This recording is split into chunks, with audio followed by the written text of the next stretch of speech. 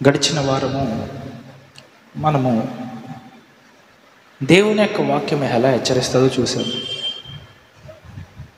మనం తప్పుడు మార్గంలో వెళ్తున్నప్పుడు, లేదా ఏదైనా తిరుగుబాటు స్వభావం మనలో ఉన్నప్పుడు, ఏదైనా పొరపాటున పాపం చేస్తున్నప్పుడు కానీ, లేకపోతే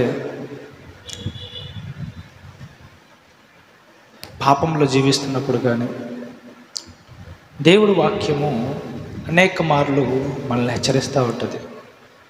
చూడండి, హెచ్చరిక లేకుండా దేవుడు మనకి ఏది బయలుపరచకుండా వెంటనే ఏమీ శిక్షించడు. అయితే దేవుడు ఏదైనా శిక్ష తెచ్చే ముందు కూడా ఆ వ్యక్తి నశించిపోకూడదు, ఆ వ్యక్తి నష్టపోకూడదని అనేక మార్లు బయలుపరుస్తాడు. అందుకే మనం వాక్యాన్ని చదివినట్లయితే దేవుడు ఎన్ని రకాలుగా బయలుపరుస్తాడని చూసాం మనం. 4 రకాలుగా. ఒకటి ఎలాగ వాక్యము చదువుట వలన, రెండవది సో ఆ వ్యక్తికి గాఢ నిద్ర కలగజేసినప్పుడు దేవుడు ఏం చేస్తాడంట అంటే ఆ బిడ్డకు సంభవించేటువంటి నాశనం కానీ, లేకపోతే ఇబ్బంది కానీ కళల ద్వారా కూడా తెలియజేయచ్చంట. మూడో విషయం ఏమంటాడు దేవుడు? దైవజనుల ద్వారా తెలియజేస్తాడు. 4వ విషయము పరిస్థితులు, నీకు ఎదురయ్యేటువంటి పరిస్థితుల ద్వారా కూడా దేవుడు నీతో మాట్లాడవచ్చు. సో వీటన్నిటిని పట్టుకోకుండా ఇంకా అలాగే తమ జీవితాలను కొనసాగించుకోకుండా వెళ్ళిపోయే వారికి కొన్ని శిక్షలు రావచ్చు, వాళ్ళు ఇబ్బందులు పాలవ్వచ్చు, శ్రమల పాలవ్వచ్చు, చివరికి వారి జీవితాన్ని ఈ లోకమందు నాశనం చేసుకోవచ్చు. ఈరోజు వర్తమానం ఏంటంటే సిద్ధపాటు అనండి, ప్రిపరేషన్ ఫర్ ద ఫ్యూచర్. భవిష్యత్తు కొరకు నువ్వు ఇప్పటి నుంచి సిద్ధపాటు కలిగి ఉండుట. రానున్న భవిష్యత్తు విషయమై ఇప్పటి నుంచే నువ్వు సిద్ధపాటు కలిగి ఉండుట. ఎంతమంది రానున్నటువంటి కాలం కొరకు ఇప్పటి నుంచే సిద్ధపడదాం అనుకుంటున్నారు? అది రాకడ కావచ్చు, నీ మంచి భవిష్యత్తు గురించి కావచ్చు, లేదా తల్లిదండ్రులు అయితే పిల్లల విషయం కావచ్చు, మరి దేని విషయమైనా కావచ్చు. స్కూల్లో చదువుకునే పిల్లలైతే రానున్నటువంటి మంచి భవిష్యత్తు కోసము నేనేం చదవాలా అని చెప్పేసి ముందుగానే సిద్ధపడాలి. చూడండి, మన దేవుడు ఏ దేవుడు అంటే మహిమ నుంచి అధిక మహిమకి తీసుకెళ్లే దేవుడు. మహిమ నుంచి అధిక మహిమ అనండి. God is a God who takes us from glory to glory. ఎక్కడి నుంచి ఎక్కడ తీసుకెళ్తాడంట? మహిమ నుంచి అధిక మహిమకు. అదే యోహాను రాసినటువంటి సువార్తలో ఉంటుంది, కృప వెంబడి కృప, కృప వెంబడి కృప. నీకు దేవుడు ఏదైనా కృప ఇస్తే దాన్ని వాడుకుని ఆ కృపలో నువ్వు ఫలిస్తే మళ్ళీ ఏం చేస్తాడంట? మళ్ళీ కృప ఇస్తాడంట. మళ్ళీ ఆ కృపలో కూడా నువ్వు ఫలిస్తే మళ్ళీ ఏం చేస్తాడంట? మళ్ళీ కృప ఇస్తాడు. అలా కృప ఇస్తూ నీ జీవితంలో ఎదురే ప్రతి పరిస్థితికి ఆయన కృప ఇస్తూ నిన్ను మహిమ నుంచి అధిక మహిమకు తీసుకెళ్తాడంట దేవుడు. ఎంతమందికి అయితే దేవుడు మహిమ నుంచి అధిక మహిమకు తీసుకెళ్లాలనుకుంటున్నారో వారందరికీ వాక్యం. అందుకే సిద్ధపాటు కలిగి ఉండాలా. మహిమ నుంచి అధిక మహిమ అని గురి పెట్టుకోవాలా. కృప వెంబడి కృప అని గురి పెట్టుకోవాలా. చూడండి, ఎప్పుడైనా సముద్ర తరంగా లాగిపోతాయా? మీరు చూడండి, సముద్రపు ఒడ్డు నిలబడితే ఎప్పుడు ఏమొస్తూ ఉంటే అలలు. ఒక్క అల పోతే ఏమవుతుందో ఆ అలపైన ఇంకొక అలా వస్తూ ఉంటుంది. అలాగే దేవుడు కూడా మన జీవితంలో ఏం చేస్తాడంట అంటే, చూడండి, ఒక కృప వచ్చింది, ఆ కృపను నువ్వు వాడుకున్నావు, ఫలించావు, వెంటనే ఏం చేస్తాడంట? మరొక కృపను పంపిస్తూ ఉంటాడు నీ జీవితంలో. అలా ఆ అలలు ఎలాగే తాగిపోవో దేవుడు కృపను వాడుకుంటూ ఉంటే నీ జీవితంలో అంతం వరకు ఆయన కృప ఆగిపోదు. కృప వెంబడి కృప. చూద్దాం, గలతీయులకు రాసిన పత్రిక 6వ అధ్యాయము 7వ వచనం. మోసపోకుడి, దేవుడు వెక్కిరింపబడడు. మనుషుడు ఏమి విత్తునో ఆ పంటనే కోయును. మోసపోకుడి, దేవుడు వెక్కిరింపబడడు. మనుష్యుడు ఏమి విత్తునో ఆ పంటనే కోయును. మనుష్యుడు ఏది విత్తునో ఆ పంటనే కోయును. చూడండి, what you so now is the important. అంటే ఇప్పుడు నువ్వేమి విత్తుతున్నావు అనేది చాలా ఇంపార్టెంట్. చాలామందికి భవిష్యత్తు విషయమైనటువంటి సిద్ధపాటు కలిగి ఉండరు. చూడండి, మనము ఏదైనా పంట వేసినప్పుడు మనం తినేటువంటి రైసే కావచ్చు, వడ్లే కావచ్చు, ఈ పంట రావడానికి వర్షాకాలంలో విత్తుతారు.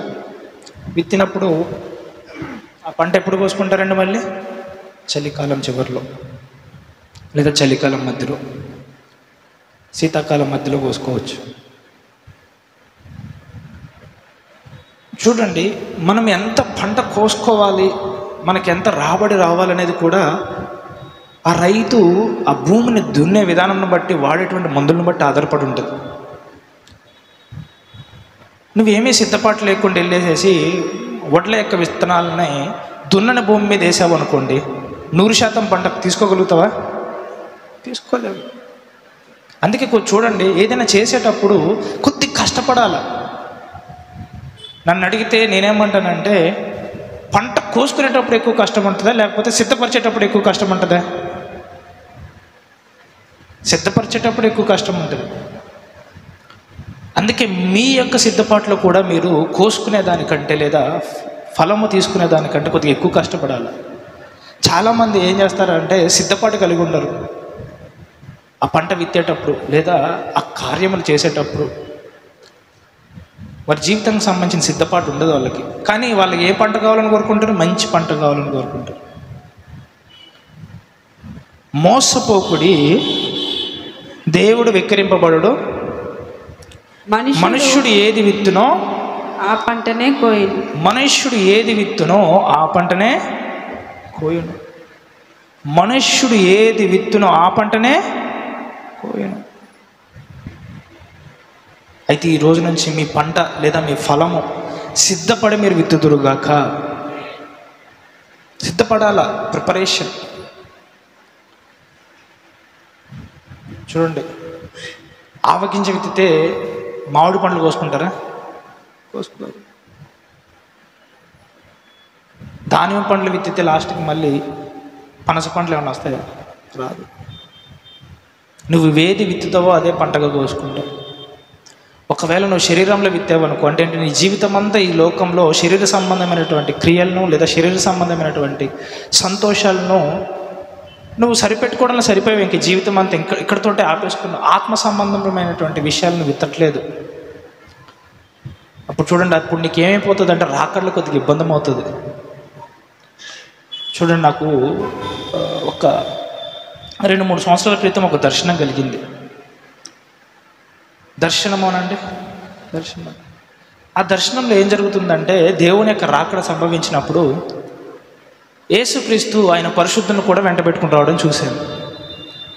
అందులో చూడండి, ఏ దేశానికి సంబంధించినటువంటి ఆ దైవజనులు ఆ దేశానికి ఆహ్వానం, లేదా ఈ దేశంలో ఒక వ్యక్తి గొప్పగా సేవ చేశాడు అనుకోండి, దేవుడు తన పరిశుద్ధులను వెంట పెట్టుకుని వచ్చినప్పుడు ఈ దేశం అందు గొప్పగా సేవ చేసినటువంటి సేవకుడు మనకి ఫస్ట్ కనిపిస్తాడు. ఇప్పుడు ఒక ఉదాహరణ చెప్పాలంటే, అమెరికా దేశం అనుకోండి, ఫస్ట్గా కనిపించేటువంటి సేవకుడు ఎవరు అంటే బిల్లీ గ్రహం గారు కనిపిస్తారు. ఎందుకు? ఆయన గొప్ప సువార్త చేసి అనేక మంది ఆత్మలు రక్షించాడు కాబట్టి ఆయన అనేక మందికి పరిచయమైనటువంటి వ్యక్తి. అప్పుడు యేసుక్రీస్తు తన పరిశుద్ధులను వెంట పెట్టుకుని వచ్చినప్పుడు ఎవరు కనిపిస్తారో? బిల్లీ గ్రహం గారు కనిపించవచ్చు ఆ దేశంలో. మన దేశంలో మనకి ఎవరిని చూపించవచ్చు దేవుడు అని చెప్పేసి అంటే, ఆ దర్శనంలో నేను ఎవరిని చూస్తున్నా, దేవుడు పరిశుద్ధులను వెంట పెట్టుకుని వచ్చేటప్పుడు మన దేశంలో, భారతదేశంలో డీజేస్ దినకరం గారిని చూపించాడు దేవుడు నాకు. పరిశుద్ధులను వెంట పెట్టుకుని వచ్చేటప్పుడు ఆయనతో పాటు పౌలు గారు కూడా కనిపించారు. ఇలా పరిశుద్ధులను వెంట పెట్టుకుని దేవుడు వస్తున్నప్పుడు సంఘం ఎత్తపడుతుంది. అప్పుడు ఎవరైతే సిద్ధపాటు కలిగి ఉన్నారో, ఎవరైతే దేవుళ్ళు ముందుగానే తమ క్రియలను కొన్ని వద్దు అనుకుని అన్నీ చేయటకు స్వాతంత్రం ఉంది, కానీ అన్నీ చేయదగినవి కావు. అయితే ఎవరైతే వారి క్రియలను దేవుని కోసం మలుచుకున్నారో, ఎవరైతే దేవుని యొక్క పని కోసం లేదా దేవుని యొక్క పరిశుద్ధత కోసమో వారి యొక్క అవయవాలను తిప్పుకున్నారో, వాళ్ళు సంతోషంతో దేవుని ఎదుర్కోవడానికి సిద్ధపడుతున్నారు వాళ్ళు. అంటే ఏంటి? ఇప్పుడు చూడండి, నేను ఆ రోజు ఏంటంటే రాకడ దిన ముందు సిద్ధపడి ఉన్నాను. నేను దేవుని రాకడ కోసం, అగో దేవుడు వస్తున్నాడు అని చెప్పేసి ఆనందంతో నేను ఆయన ఇంకా త్వరగా ఎదుర్కోవాలని చెప్పేసి ఎక్కడికి ఎక్కాను తెలుసా? వాటర్ ట్యాంక్ ఎక్కాను.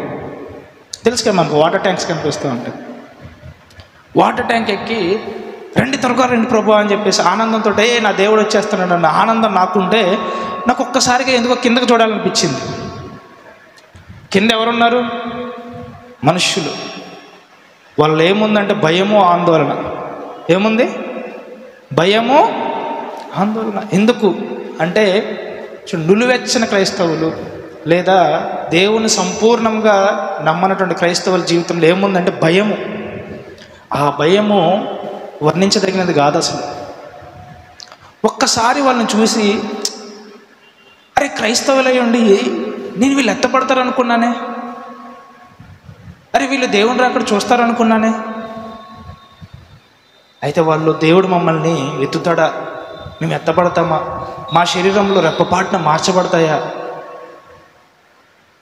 చూడండి, నువ్వు ఏవి విత్తుతావో అదే కోసుకుంటావు. అయితే ఈ లోకంలో చూడండి, ఆత్మ సంబంధమైన విషయాలను వెతకకుండా శరీర సంబంధమైనటువంటి విషయాల మీద ఆధారపడిన వారి వరకు జీవితాలు రాకడ దినమంది ఎలా ఉన్నాయంటే భయంతో కూడినవి ఉన్నాయి. చాలా భయము. ఆ భయం అసలు వర్ణించలేను. భూమి పుట్టినది మొదలుకొని అట్లాంటి భయం అనేది ఎవరిలో కనిపించలేదు నాకు. వాళ్ళరే యేసుక్రీస్తు నన్ను అంగీకరిస్తాడా అంగీకరించడా అని చెప్పేసి యేసుక్రీస్తు వారి యొక్క జీవితాన్ని తేల్చక ముందే భయపడిపోయి ఏడుస్తున్నారు వాళ్ళు.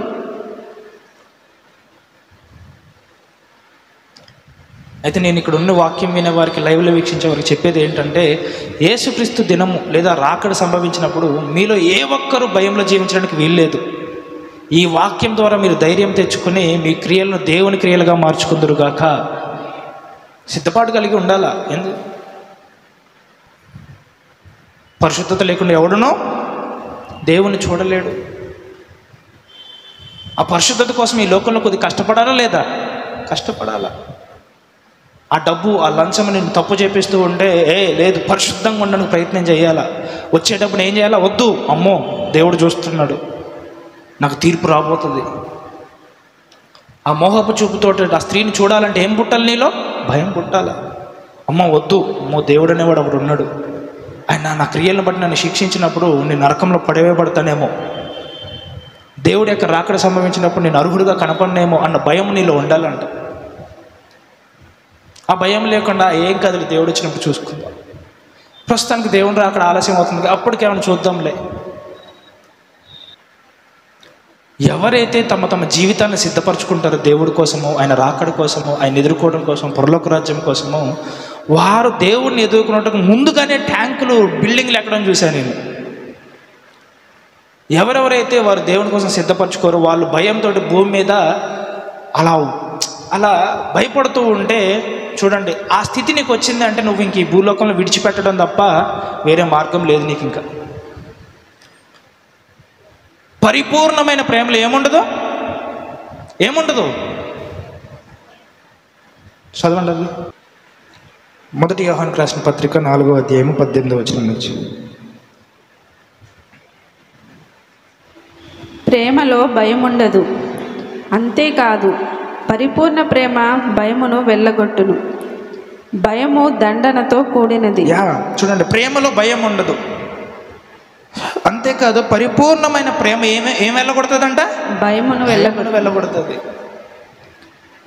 భయము దండంతో కూడినది, భయపడేవాడు ప్రేమ యందు ఏం చేయబడలేదంట? పరిపూర్ణము చేయబడిన వాడు కాదు. ఇంకా నువ్వు భయంలో జీవిస్తున్నావు అంటే దేవుని యొక్క ప్రేమ నీలో పరిపూర్ణం చేయబడ్డదా? లేదు. ఇదే చెప్తున్నాడు దేవుడు. ఆ రోజు ఈ ప్రేమ అందరిలో పరిపూర్ణం అవ్వక ఈ లోకమందు అనేక మంది విడిచిపెట్టబడ్డారు.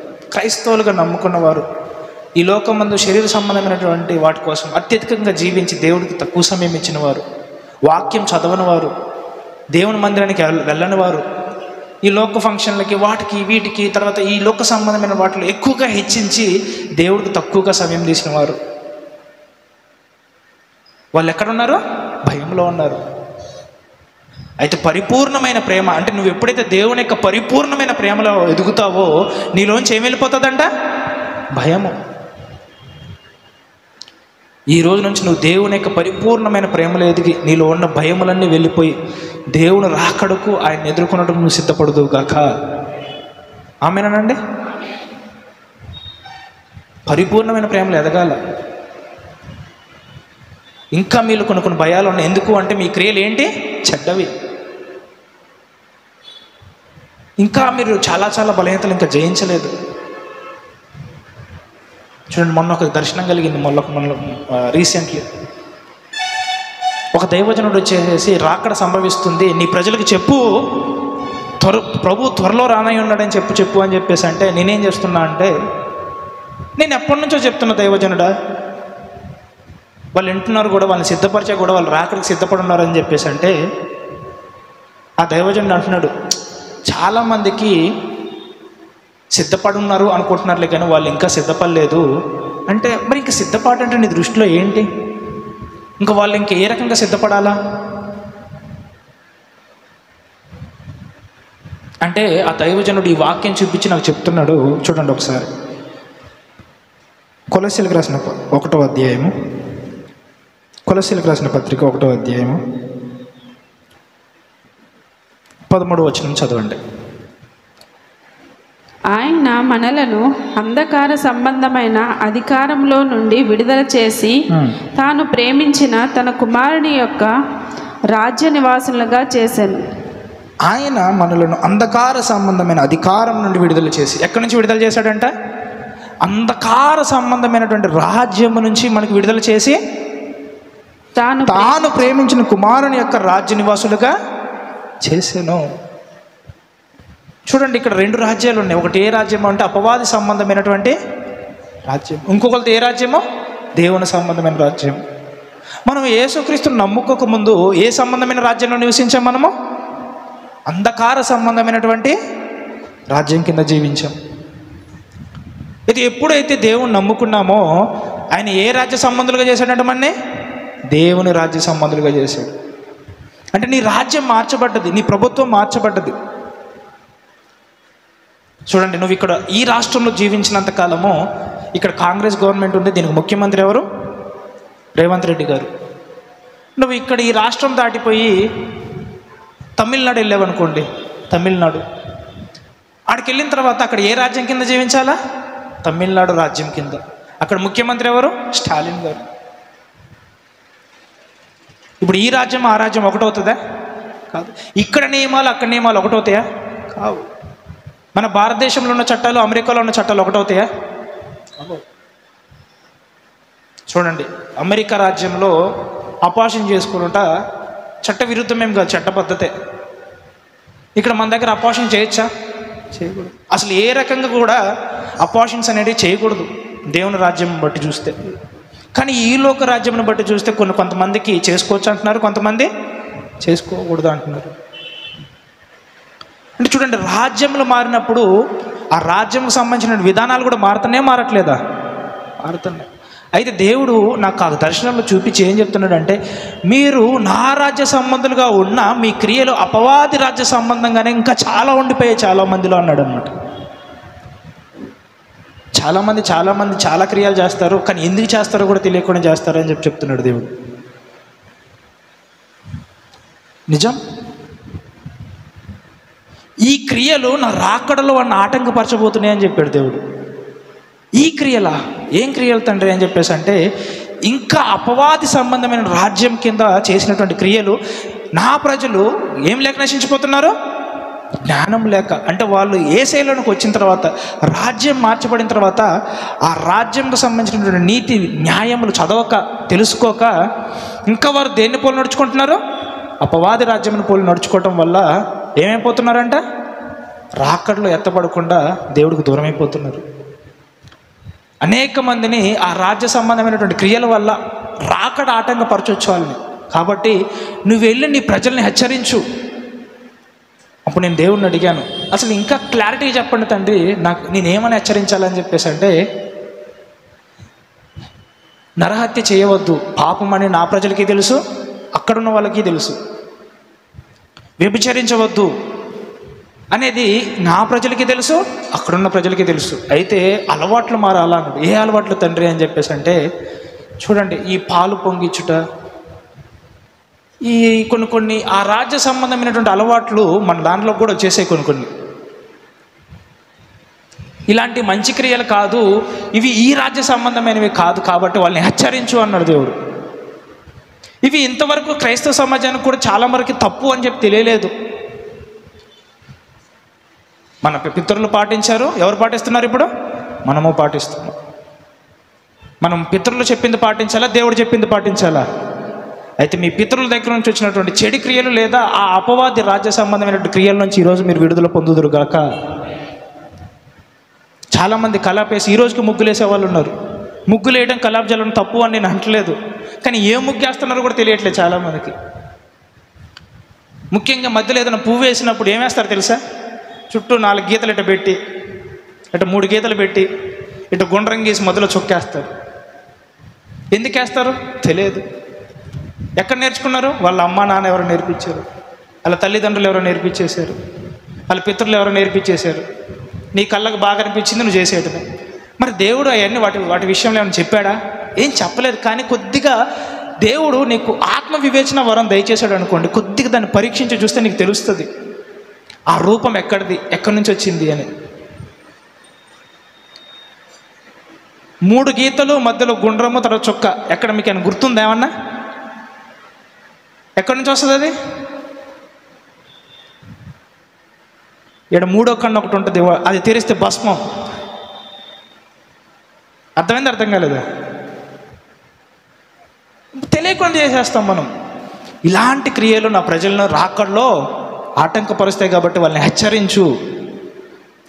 అయితే ఏం చేయాలి తండ్రి అంటే, ఈసారి వారు ఏ క్రియ చేస్తున్నా, ఏ పని చేస్తున్నా సిద్ధపడి తెలుసుకుని ఆ క్రియ జరిగించడం వల్ల వాళ్ళు రాకడలో ఎత్తబడుదురుగాక అన్నాడు దేవుడు. సో ఇంపార్టెంట్ ఇది. ఈ వాక్యం మీకు గుర్తుండిపోవాలి ఇక జీవితంలో. కొన్ని క్రియలు చేయాలా అని చెప్పేసి అంటారే, ఇది దేవుని సంబంధమైన క్రియ లేదా అపవాది రాజ్య సంబంధమైనటువంటి క్రియ అనేది నువ్వు ఒక్కసారి పరీక్షించుకుని చేయాలా. ఏదో మా అమ్మ చెప్పింది, మా నాన్న చెప్పాడు, మా తండ్రి చెప్పాడు, మా పితరులు చెప్పారు, మా చిన్నప్పటి నుంచి ఇలాగే మేమంతా నేర్చుకుంటూ వచ్చాము అని చెప్పేసి అంటాం కాదు. ఈ రోజు నుంచి మీరు చేసే ప్రతి పని పరీక్షించి పాటించుదురుగాక. ఆమెనంటాం కాదు, ఈసారి ప్రాక్టీస్ చేయండి. లేకపోతే తెలియకపోతే తెలిసేదాకా చేయమాకండి. చదవండి గలతీయులకు రాసిన పత్రిక 6వ అధ్యాయము. మోసపోకడి, దేవుడు వెక్కిరింపబడడు. మనుషుడు ఏమి విత్తునో ఆ పంటనే కోయును. 8వ వచనం. ఏలగనగా తన శరీరేచ్ఛలను బట్టి విత్తువాడు తన శరీరం నుండి క్షయమను పంట కోయును. తన శరీరేచ్ఛలను బట్టి విత్తువాడు తన శరీరం నుండి ఏ పంట కోస్తాడంట? క్షయమను. క్షయము అంటే ఏంటో తెలుసా? నశించిపోయేటిది. క్షయము, పాడైపోయేవంటారు. దాన్ని ఏమంటారంటే క్షయము అంటారు. చూడండి ఇంగ్లీష్లో ఏమంటారు? He that sowed to his flesh shall of the flesh reap corruption. Corruption అంటే ఏంటో తెలుసా? పాడైపోయేది. ఏదైనా ఒకటి పాడైపోయేది ఏంటి? క్షయమైనది.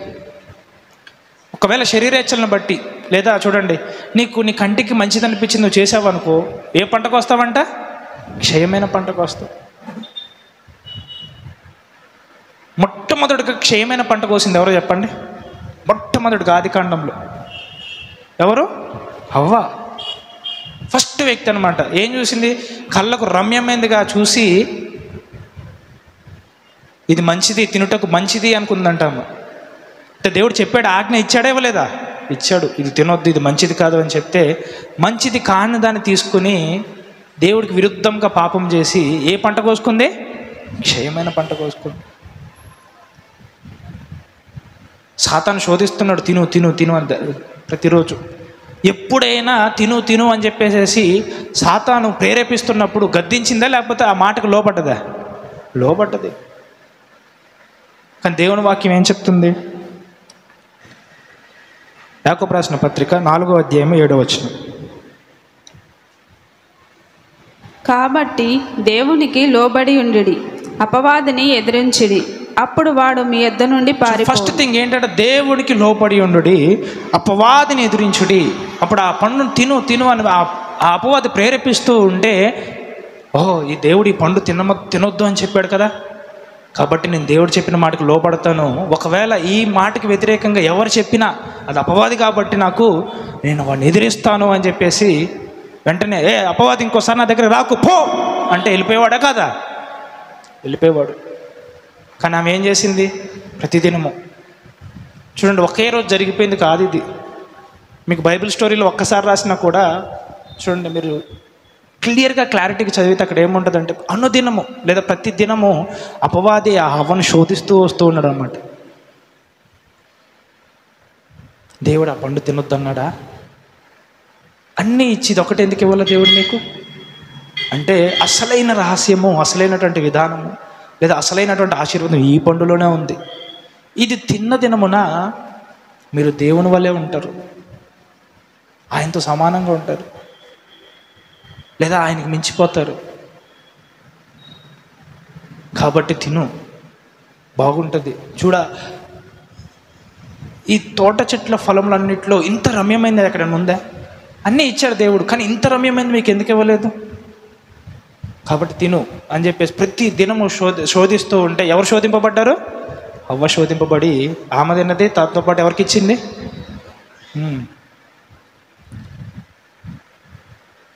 అపవాదిని ఎదిరించినప్పుడు వాడు మీ యొద్ద నుంచి పారిపోవును, నడుచుకుంటూ వెళ్ళిపోవడం కాదు, వెళ్ళిపోవును కూడా కాదు, పారిపోవును. దేవుడికి లోబడి ఉండి ఎవరిని ఎదిరించాలంట? అపవాదికి. ఈ రోజు నుంచి మిమ్మల్ని ఇబ్బంది పెట్టే శత్రువుని మీరు ఎదిరించుదురు గాక, అప్పుడు ఆ అపవాది మీ యొద్ద నుంచి పారిపోవును. చదవండి, ఎక్కడ చదువుతారంటే గలతీయులకు రాసిన పత్రిక 6వ అధ్యాయము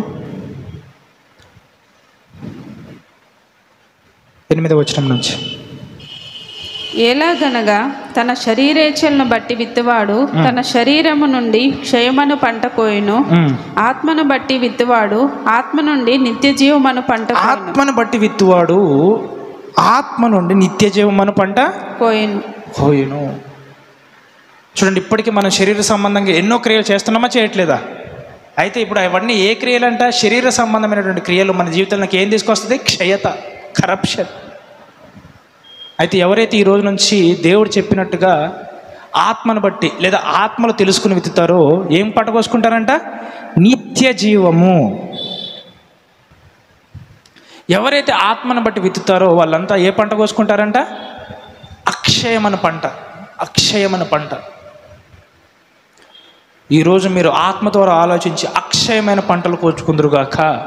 దానికి ఏం కావాలంటే సిద్ధపాటు కావాలా, కొద్ది త్యాగం కావాలా. కొంతమంది పితరులు ఏమంటారని చెప్పేసి అంటే కొద్దిగా ఇబ్బంది పెట్టవచ్చు, అయినా మేము దేవుడు చెప్పిన పద్ధతిలోనే నడుస్తామనాల. వాళ్ళు వినకపోవచ్చు. ఎప్పుడైతే ఆ క్రియ చేయడం మానేస్తావో వాళ్ళంతా నేను దూషించవచ్చు, అయినా ఎవరు చెప్పిన దానికి నిలబడాలా? దేవుడు చెప్పిన దానికి నిలబడాలా. ఎప్పుడైతే అలా నువ్వు త్యాగంతో దేవుడు చెప్పిన దానికి ఆత్మలో నిలబడతావో నీ జీవితంలో అక్షయమనే పంట వచ్చేస్తుంది. హోషేయ గ్రంథము 10వ అధ్యాయము 12వ వచనం నుంచి. నీతి ఫలించినట్లు మీరు విత్తనం వేయుడి, ప్రేమయను కోత మీరు కోయిడి, యెహోవాను వెదుకుటకు ఇదే సమయము గనుక. నీతి ఫలించినట్లు మీరు విత్తనము వేయుడి. ఏమి ఫలించినట్లు? నీతి. నీతి అంటే భవిష్యత్తులో ఏం ఫలించాలా? నీతి ఫలించినట్లు ఇప్పుడు ఏం విత్తనం వేయాలంట? చూడండి, నీతి ఫలించినట్లు మీరు విత్తనము వేయుడి అంటే భవిష్యత్తులో నీతి కొరకు ఇప్పుడు ఏం చేయాలంట? విత్తనాలు వేయాలంట. చాలామంది బైబిల్ చదువు అంటే చదవరు, ప్రార్థిస్తున్నావా అంటే ప్రార్థించరు, ఉపవాసం ఉంటున్నావా అంటే ఉపవాసం ఉండరు. ఇంకా వయసు అంతా అయిపోయిన తర్వాత ఉపవాసం ఉండు అని చెప్పేసి అంటే అప్పుడు బీపీ, థైరాయిడ్, షుగర్లు వస్తాయి. అప్పుడు వస్తున్నటువంటి కష్టాలకి, అప్పుడు వస్తున్న ఇబ్బందులకు ఉపవాసం ఉండు అని చెప్పేసి అంటే అప్పుడు ఉపవాసం ఉంటారు. యవ్వనస్తులు బలవంతుని చేతులు ఎలాంటి వారంట? బాణముల వంటి వారు. నీ యవ్వన ప్రాయం అంతా ఉడికిపోయి లాస్ట్కి గడిచిపోయిన తర్వాత లాస్ట్కి నువ్వు దేవుని చేతులు ఏం వాడబడతావని అప్పుడు ప్రభువా నన్ను వాడుకో అంటే, నీకు కాలం ఉండగానే ఎవరికి ఇవ్వాలి నీ సమయమును? దేవుడికి ఇస్తే అప్పుడు ఉపవాసం చేసి నువ్వు ప్రార్థించి వాక్యం చదివి దేవుడు వాడుకోమని చెప్పి దేవుడికి అవకాశం ఇస్తే ఆ విత్తనాలు ఫలించి ఏ పంటకు వస్తాయంట? నీతి. నీతి. సిద్ధపాటు లేదు, చెప్పేవారు లేరు, ఇంకెలా అయితే రెక్కాడితే కానీ డొక్కాడదు. సో ఏదో ఒకటి కష్టపడాలా, మనకెందుకు దేవుడు? సో ఈరోజు కూలి ఈరోజు సరిపోయిందా లేదా, ఈరోజు బ్రతుకు ఈరోజు సరిపోయిందా లేదా, అంతవరకే నీ జీవితం అయితే హౌ కెన్ యూ ప్రాస్పర్? నువ్వు ఎలా వర్ధిల్లుతావు? ఏది రాకడ విషయమైనటువంటి నీ సిద్ధపాటు ఏది?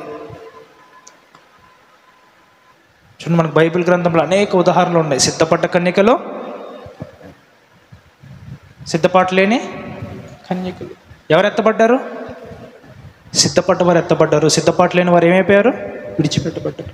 వాళ్ళు అదే అనుకున్నారంటే, ఏమనుకున్నారంటే ప్రభువు రాకడ ఆలస్యం అవుతుందని చెప్పేసి ఎరిగి రేపు పొద్దున మనం సమకూర్చుకుందాంలే లే అనేటువంటిది నిర్లక్ష్యము. చేద్దాంలే నిర్లక్ష్యం. ప్రార్థన, నిద్ర వస్తుంది, అమ్మ ఈరోజు ఏం చేస్తాంలే. ఉదయం పూట లెగాల స్త్రీలు లేదా పురుషులు లేచి ప్రార్థించాల్సిన సమయంలో ప్రార్థించాలా. ఏం లేదు, చలికాలం చల్లగా ఉంది, ఏం లెగుస్తాం లేదు, మళ్ళీ మధ్యాహ్నం పూట ఎప్పుడేం చేసుకోవచ్చులే. నిర్లక్ష్యం. క్రైస్తవులు నశించిపోవడం గల కారణం ఏంటో తెలుసా? నిర్లక్ష్యమే మెయిన్. ఈ నిర్లక్ష్యము రాకడ దినములో అనేక మంది అలా ఉండిపోవటకు లేదా ఎత్తపడుకోకుండా ఈ భూమి నిలిచిపోవటకు కారణమవుతుంది. మొట్టమొదటిగా చూడండి, నువ్వు అపవాది రాజ్య సంబంధమైనటువంటి క్రియల్ని ద్వేషించాలా, విడిచిపెట్టాలా. రెండోది ఏం చేయాలంటే నీకున్న నిర్లక్ష్యంని ఏం చేయాలా? విడిచిపెట్టాలా. ఈ 2 పాయింట్లు నేర్చుకుని వాక్యం ద్వారా. ఒకటి, అపవాద రాజ్య సంబంధమైనటువంటి క్రియలను పరీక్షించి తెలుసుకోవాలా. తెలుసుకొని ఇది దేవుని రాజ్య సంబంధమైన క్రియ లేదా అపవాది రాజ్య సంబంధమైన క్రియ అని తెలుసుకొని ఆ ప్రకారం జరిగించాలా. రెండవది, చేద్దాంలే చూద్దాంలే. దైవజనులు అలాగే చెప్తారు, 2000 సంవత్సరాల నుంచి దేవుడు వస్తున్నాడు అని చెప్తూనే ఉన్నారు, ఏం రావట్లేదు. నేను మళ్ళీ చెప్తున్నా, వినండి. ఇది చాలాసార్లు చెప్పాను. ఆదాము మొదలుకున్న అబ్రహాము వరకు ఎన్ని వేల సంవత్సరాలు? 2000 అనండి. 2000. అబ్రహాము మొదలుకుని యేసుక్రీస్తు కాలం వరకు ఎన్ని వేల సంవత్సరాలు? 2000 సంవత్సరాలు. యేసుక్రీస్తు మొదలుకొని ఇప్పటి వరకు ఎన్ని సంవత్సరాలు గడిచాయి? 2024 అంటున్నాం మనం. ఇది అంటే ఇప్పుడు ఎన్ని వేల సంవత్సరాలు గడిచినట్టు? 2000. అంటే 2000 గడిపితే ఎన్నైనాయి? 6000. దేవుని యొక్క వాక్యమును బట్టి చూస్తే ఏముందంటే, ఆయన 6 దినములు కష్టపడి 7వ దినమున ఏం పాటించాడంట? విశ్రాంతి. హెబ్రీయులకు రాసిన పత్రిక 3వ అధ్యాయంలో ఉంటుంది. ఆయన ఏ రకంగా అయితే విశ్రాంతిలో ప్రవేశించానో మనం కూడా విశ్రాంతిలో ప్రవేశించే వారమే ఉన్నామని వాక్యం చెప్తుంది. అంటే మనం కూడా ఎందులో ప్రవేశించాలా? ఆయన విశ్రాంతిలోకి ప్రవేశించాలా. దేవుడు అన్న సమయం అయిపోయిందా? ఇంకుందా? ఇంకా అయిపోయింది చెప్పాలంటే. అయితే మరి ఆయన ఇంకెందుకు ఆలస్యం చేస్తున్నాడు అంటే, పేతురు రాసిన పత్రికలో ఉంటుంది, ఇంకా కొంతమంది చాలా మార్పు తెచ్చుకొని మారు మనసు పొంది కొంతమంది ఆయన రక్షింపబడతారేమో అని చెప్పేసి ఆయన ఒక్కొక్క సంవత్సరం లేట్ చేస్తున్నాడు అంటే. ఇంకా ఆయన ఒక్కొక్క రోజు లేట్ చేస్తున్నాడంట. నువ్వేమో ఆ క్రియల నుంచి పశ్చాత్తాపడి విడుదల పొందక ఆ క్రియలనే కొనసాగిస్తున్నావు. మరి ఒకరోజు దేవుడు నిజంగా వచ్చేస్తే, ఇలా నేను చెప్తూ ఉన్నానేమో, ఒకరోజు ఇదే సండే రోజు లేకపోతే ఇదే బుధవారం రోజు పలానా రోజు ప్రార్థన పెట్టుకున్న రోజు ఈ వాక్యం బోధింపబడుతుండగానే దేవుని రాకడ సంభవిస్తే నీ పరిస్థితి ఏంటి? I'm not terrorising anybody. నేను ఎవరిని భయపెట్టట్లేదు, కానీ మీ క్రియలు తెలుసుకోండి అంటున్నా, పరీక్షించి చేయండి అని చెప్తున్నాను. Are your works are right with God? అంటే నీ యొక్క క్రియలు దేవుని సంబంధమైనటువంటి క్రియలై ఉన్నాయా లేవా? నీ క్రియలు సిద్ధపాటు చేసినటువంటి లేదా సిద్ధపడినటువంటి క్రియల వల్ల కనిపిస్తున్నాయా లేదా? ఒకవేళ అలా కనపడకపోతే ఈ రోజు నుంచి దేవుని రాకడ కోసము, దేవుని ఎదుర్కోవడం కోసము నువ్వు భయంతో కాదు, ఆనందంతో దేవుడి దగ్గరికి పరిగెట్టాలా. నీ కాలం సమీపించకూడదు. దేవుని రాకడ వస్తున్నప్పుడు నీకు ఎలా ఉండాలా? ఆనందము, పరిపూర్ణమైన ప్రేమ. దేన్ని వెళ్ళగొడుతుందంట? భయమును. ఈరోజు నువ్వు దేవుని యొక్క పరిపూర్ణమైన ప్రేమలో ఎదిగి నీకున్న భయమంతా పోయి ఏ క్షణమైనా నేను రెడీ అన్నట్టు ఉండాలి నువ్వు. Whatever the time it might be, I'm ready for Jesus. నేను ఏ సమయమైనా యేసుక్రీస్తు కోసం సిద్ధమే, ఏ సమయమైనా నేను దేవుని కోసం రెడీ.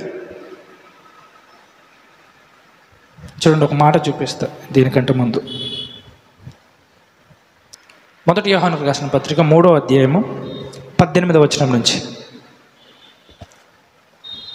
చిన్నపిల్లలారా, మాటతోనూ నాలుకతోనూ కాక క్రియతోనూ సత్యముతోనూ ప్రేమింతము. చిన్న పిల్లలారా, మాటతోనూ నాలుగుతోనూ కాక క్రియతో అనండి, సత్యముతో అనండి. అంటే నీ క్రియలు ఉండాలా. క్రియలు కూడా ఏ క్రియలై ఉండాలా? సత్యమైన క్రియలై ఉండాలా. చదవండి 19వ వచనం. ఇందువలన మనము సత్య సంబంధులమని ఎరుగుదుము. ఇందువలన చదవండి. దేవుడు మన హృదయము కంటే అధికుడై. దేవుడు మన హృదయం కంటే అధికుడు. అక్కడ ఉన్నటువంటి లిరిక్స్ పట్టుకోండి, అక్కడ ఉన్నటువంటి పాయింట్స్ క్లియర్గా చూడండి, మీకు అర్థమవుతుంది. దేవుడు మన హృదయం కంటే అధికుడై సమస్తమును ఎరిగి ఉన్నాడు గనుక మన హృదయము ఏ ఏ విషయములలో మన యందు దోషారోపణ చేయునో ఆయా విషయములలో ఆయన ఎదుట మన హృదయములను సమ్మతిపరచుకుందాము. చూడండి, ఏ విషయంలో దేవుడు మన పైన దోషారోపణ చేయనో ఆ విషయంలో మనం ఏం చేసుకోవాలంటే మన హృదయమును సమ్మతిపరచుకో. ఎప్పుడు పరచుకోవాలా? రాకడ సంభవించినప్పుడా, సంభవింపక మునిపేనా? దేవుడు వచ్చిన తర్వాత రాకముందేనా? రాకముందే. ఒకవేళ ఏదైనా దేవుడికి నీకు మధ్యలో ఏదైనా ఉందనుకో, మధ్యలో దెర్ ఇస్ ఎ గ్రడ్జ్, ఆ వ్యక్తిని నువ్వు ద్వేషించావు, నీ హార్ట్ కరెక్ట్గా దాని విషయంలో సరైనది కాదు. హృదయము దోషారోపణ చేయకూడదు. ఒకవేళ చేస్తే ఏం చేయాలి తెలుసా? సరిదిద్దుకోవాలి. బ్రదర్, నాకు ఏ దోషారోపణ లేదు, నాకు హృదయం ఏం చెప్పట్లేదు అని చెప్పేసి అంటే ఆ మనసును కూడా దేవుడు ఏమన్నాడు తెలుసా? వాత వేయబడిన మనస్సాక్షి అన్నాడు. అంటే దాని అర్థం ఏంటో తెలుసా? దాని నుంచి ఏ సిగ్నల్స్ రావంట.